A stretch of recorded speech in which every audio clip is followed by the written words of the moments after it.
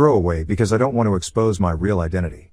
It happened 2003. My BF at the time asked me to come over one night to hang out, but he was with his best friend this time. My BF told me that his best friend was a virgin and how unfair it was that girls rejected him. I have never been able to listen to Tupac after that night.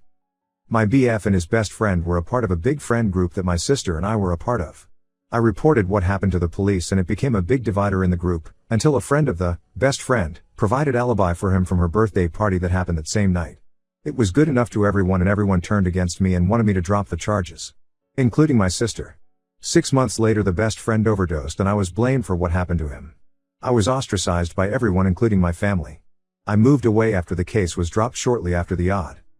I woke up about 3 weeks ago to lots of texts and missed calls from unsaved numbers.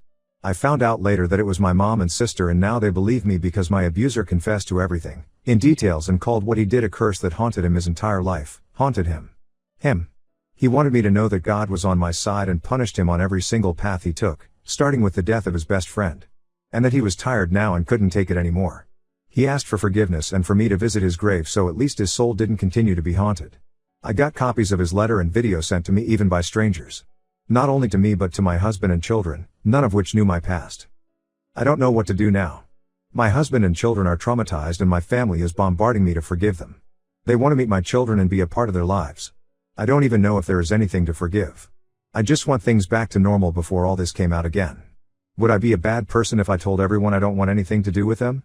My mom is apparently sick and is scared she wouldn't have the chance to see me before something happened. All I know is that I could finally listen to Tupac again. Edit. It happened so long ago and I have made a lot of effort to forget as much as I can and I thought I succeeded, but I remember more than I want to admit. Sometimes I don't blame those who didn't believe me. Or at least it helped me move on and rid myself from resentment and understand why they didn't believe me. The alibi was somehow solid. A picture of the best friend and the birthday girl was sent on Messenger and some local chat forums, and the girl was wearing that same outfit from her party. She lived in a nearby town.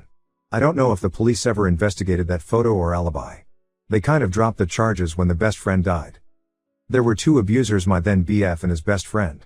His best friend died of odd 20 years ago. My BF committed suicide about 3 to 4 weeks ago. Update. 5 months later. I don't know if you remember me. It has been a while and I forgot about my account here. I feel nothing but despair. My mom is very sick. I decided that I didn't want to meet her or any of my family, and yet one Sunday morning they were at my door insisting to go inside. Insisting to see me before she left this world. She cried because I looked old. Not her beautiful girl anymore. Did she expect to meet 20-year-old me? I didn't utter a word and I pushed my sister away when she cried and tried to hug me. They wanted to see my children but I refused. My children were terrified. Now they have been trying everything to make me talk to them. I have tried to report them to the police but they yet again prove themselves to be useless. My children aren't feeling well. We are in therapy, especially my son who doesn't even want to look at me, even now. My daughter is very compassionate but I know that she is as confused and broken, but she has always been the kind that tried to make others feel better. My husband and I are separated. We started having issues. He was angry all the time. He couldn't look at me. He thought that I should have told him when we met but I didn't, and now he felt helpless. He couldn't even touch me anymore. Do you feel repulsed by me? Do I remind you of what happened every time I have touched you? He was going mad, so he said that he didn't want to be with me anymore. I begged him to stay, not only because I love him but because our children, especially our son, is hurting and we need to help him, but he said that separation is better so our son can get a time off from being with me, I suppose, when he lives with his dad. My rapist's wife is suing me for the damage that her husband left me. They have 4 children who are all traumatized by what happened. They still live in my hometown and everyone knows them. Seeing what happened to my children, I feel nothing but sorrow for his children too. None of them asked to be born. The woman who provided the alibi was outed. I heard that she's lost her job and people are harassing her. Even with my past, these past months have been the hardest on me. I cry myself to sleep every night. I have lost everything I care about. I wish he never admitted to anything. He should have let the past be. Story 2. I had a brain injury, and I told my husband I'm not in love with him anymore. Long story short, I was in a car accident. The other driver did a hit and run. Sentencing is taking a lot longer than I expected, but my lawyer said he's probably going to have to do a lot of community service. I ended up needing physical therapy.